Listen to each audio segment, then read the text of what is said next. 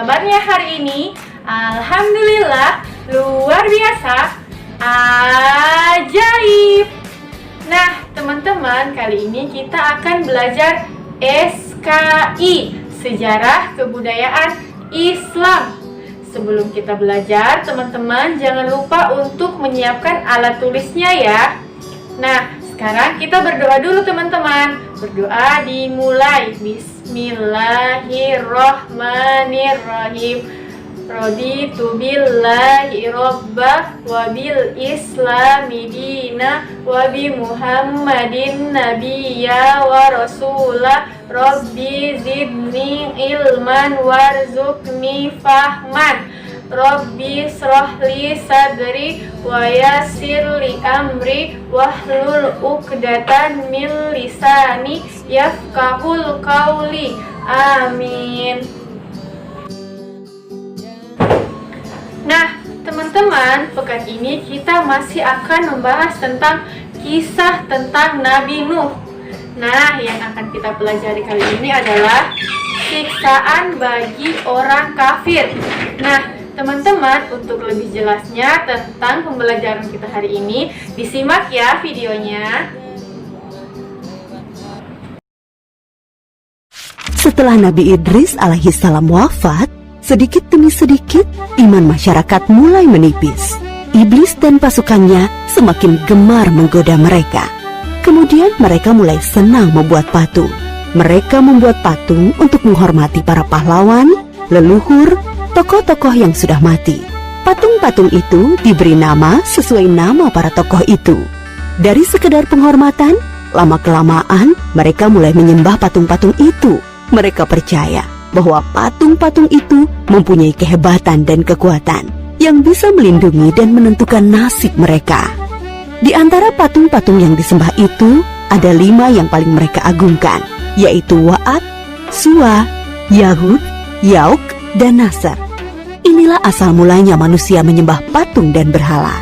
Tentu saja, ini semua hasil pekerjaan iblis dan pasukannya yang berusaha sekuat tenaga menyesatkan manusia agar tidak menyembah Allah dan masuk neraka bersama mereka. Allah tidak membiarkan manusia tersesat semuanya tanpa petunjuk. Maka Allah memilih Nuh alaihissalam untuk mengingatkan kaumnya agar mereka meninggalkan penyembahan dan berhala dan kembali menyembah Allah subhanahu wa ta'ala. Siapakah Nuh alaihissalam? Nuh adalah cucu dari Nabi Idris. Fisiknya kuat, terbukti dari umurnya yang sangat panjang, sekitar 1000 tahun. Hatinya mulia dan sabar luar biasa. Pikirannya juga sangat cerdas, rendah hati, soleh, dan taat kepada Allah. Nabi Nuh adalah Rasul Allah subhanahu wa ta'ala yang pertama. Sebelumnya, Allah hanya mengangkat nabi-nabi saja. Mulailah Nabi Nuh berdakwah kepada kaumnya. Nabi Nuh mengajak mereka untuk memohon ampun atas dosa-dosa mereka dan kembali menyembah Allah agar tidak terkena azab dari Allah. Sangat tekun Nabi Nuh mengajak kaumnya dengan berbagai cara, dengan terang-terangan di hadapan banyak orang, dengan diam-diam mendatangi seorang demi seorang, berulang-ulang, siang dan malam, selama kurang lebih 950 tahun lamanya. Tetapi sedikit sekali yang mengikuti seruan Nabi Nuh. Kebanyakan dari pengikutnya ini adalah orang miskin dan pekerja kasar. Jumlahnya sekitar 80 orang. Yakni sebagian besar kaumnya tidak mau mengikuti ajaran Nabi Nuh. Mereka bersikap angkuh dan sombong dengan menutup rapat-rapat telinga mereka jika Nabi Nuh mulai berbicara untuk mendakwahi mereka. Bahkan mereka menantang Nabi Nuh agar mendatangkan azab yang diancamkan oleh Allah subhanahu wa ta'ala. Nuh, sudahlah, berhenti bicara. Percuma, kami tidak akan percaya. Sekarang begini saja, datangkan azab itu pada kami jika kau memang benar. Kami yakin tidak akan ada azab yang menimpa kami karena kelakuan kami. Kau hanya berdusta. Nabi Nuh mengadu kepada Allah tentang pembangkangan kaumnya yang terlaluan. Allah berfirman bahwa memang pengikut Nabi Nuh tidak akan bertambah, hanya 80 orang itu saja. Selebihnya, mereka semua tidak akan beriman karena mereka sudah sangat sesat. Setelah jelas ketetapan Allah bahwa orang-orang itu tidak akan beriman, maka Nabi Nuh memohon kepada Allah. Tuhanku, musnahkanlah seluruh orang durhaka itu dari muka bumi. Mereka hanya membuat kerusakan dan melahirkan anak-anak yang durhaka. Kemudian Allah memerintahkan Nabi Nuh untuk membuat kapal yang besar. Pada masa itu ilmu perkapalan belum berkembang dengan baik. Allah mengajarkan ilmu itu kepada Nabi Nuh. Maka Nabi Nuh bersama pengikutnya membuat kapal besar terbuat dari kayu. Kayu itu didapati dari pohon-pohon di hutan di sekitar mereka. Ejekan kaum Nabi Nuh semakin menjadi-jadi. Melihat pembuatan kapal itu terasa aneh bagi mereka. Apalagi mereka tinggal jauh dari laut. Lihatlah, Terbukti bahwa Nuh gila apa itu? Bikin kapal ya? untuk berlayar di hutan. Nabi Nuh dan pengikutnya bersabar dan tetap tekun menyelesaikan kapal itu. Akhirnya kapal besar itu selesai. Inilah kapal besar pertama yang dibuat oleh manusia. Kemudian Allah memerintahkan untuk mengumpulkan binatang-binatang sepasang-sepasang, jantan dan betina. Semua diangkut ke dalam kapal bersama orang-orang beriman.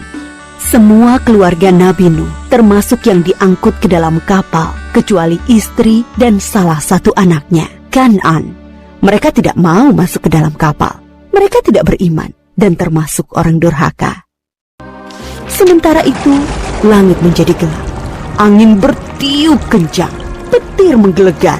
Hujan turun sangat lebat. Dari dalam tanah memancar air yang semakin deras. Juga dari dalam rumah-rumah penduduk, dari dapur-dapur mereka. Dengan cepat, air membanjiri bumi. Makin lama makin tinggi, menenggelamkan rumah, pohon-pohon, dan tentu saja orang-orang di luar kapal Nabi Nuh. Ketika Nabi Nuh melihat sekelilingnya dari atas, tampak putranya, Kan'an, sedang menyelamatkan diri dari banjir. Karena kasih sayangnya kepada anaknya, Nabi Nuh berseru, Anakku sayang, masuklah ke dalam kapal ini. Tidak ada yang bisa selamat dari azab ini kecuali yang berada di dalam kapal. Tidak ayah, aku akan memanjat bukit yang tinggi. Pasti aku akan selamat. Tiba-tiba datang gelombang besar dan Kan'an tidak terlihat lagi. Dia termasuk yang dibinasakan. Nabi Nuh sangat sedih, tetapi beliau menerima keputusan Allah. Di dalam kapal, Nabi Nuh bertasbih, memohon ampun dan berdoa tidak henti-hentinya bersama orang-orang beriman. Setelah beberapa hari, Allah memerintahkan bumi untuk menelan banjir itu. Hujan berhenti, air pun surut masuk ke dalam tanah. Kapal pun berlabuh di daratan lagi. Orang-orang beriman keluar dari kapal dengan tetap bertasbih, syukur yang tiada terkira. Mereka memulai hidup baru tanpa gangguan orang-orang kafir yang sudah tenggelam, dibinasakan Allah karena kesesatan mereka. Kisah Nabi Nuh memberikan kita pelajaran bahwa durhaka kepada Allah dan tidak patuh kepada Rasul utusannya membuat manusia ditimpa azab di dunia ini maupun di akhirat.